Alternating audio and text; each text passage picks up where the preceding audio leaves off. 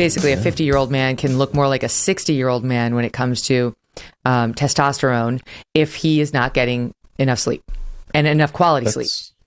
That's right. That's what we found. And this brings us on to a topic that actually is fascinating. My friend, Dr. Wendy Troxel in the sleep field has said that sleep is the new sex. And she's absolutely right that there's a very intimate and bi-directional relationship between sleep and sex we can talk about. But one of the problems when it comes to insufficient sleep is that a lack of sleep will decrease the levels of these, what we call these sex-related hormones. So if you take a group of healthy, young, virile men and you limit them to just 4 or 5 hours of sleep for a night for 1 week, their levels of testosterone will be that of someone 10 years their senior.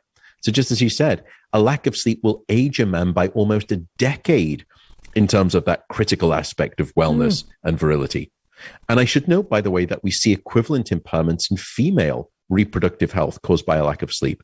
A lack of sleep in a woman will decrease things such as estrogen, luteinizing hormone, follicle stimulating hormone. All of these things are essential for a healthy and vibrant reproductive system and also a vibrant reproductive and sex life.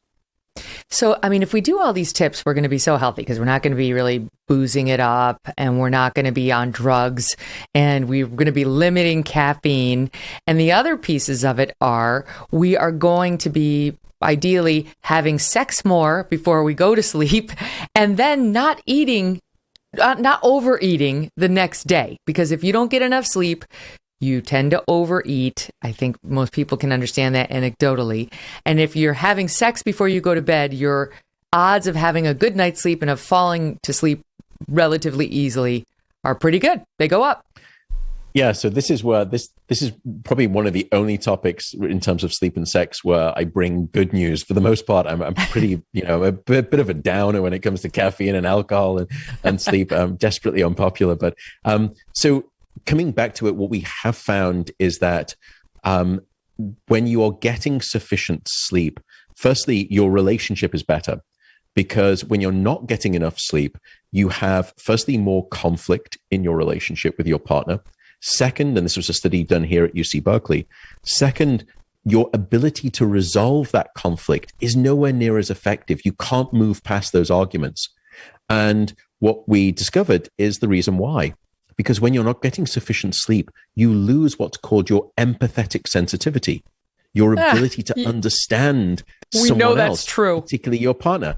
And that's the why that we have more conflict. We've also known, however, more physiologically at a basic level, that when women are getting sufficient sleep, firstly, the sensitivity of their bodies to sexual interaction is actually heightened. And furthermore, what we found is that 1 hour of extra sleep for a woman will increase her desire, her likelihood to want to be intimate with her partner by 14%.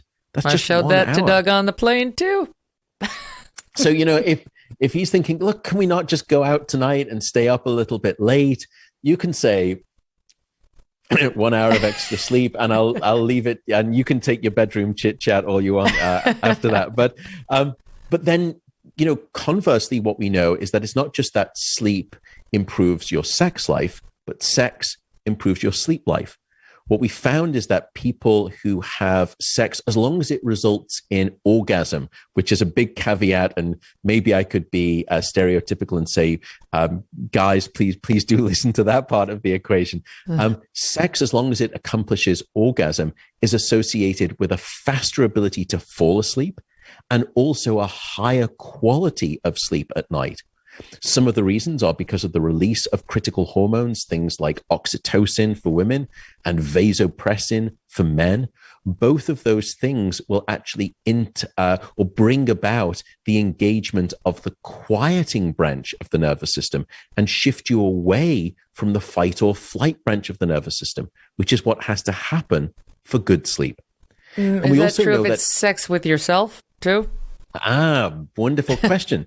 And it turns out, yes, it's not quite as effective. It's about 15% less effective. But what we're talking about here is that masturbation is also an effective tool for helping you fall asleep and get better quality of sleep. And if you survey people anonymously, because obviously it's somewhat of a taboo topic, unfortunately, even in this day and age, nevertheless, some people will use it as a sleep aid when they're struggling with sleep.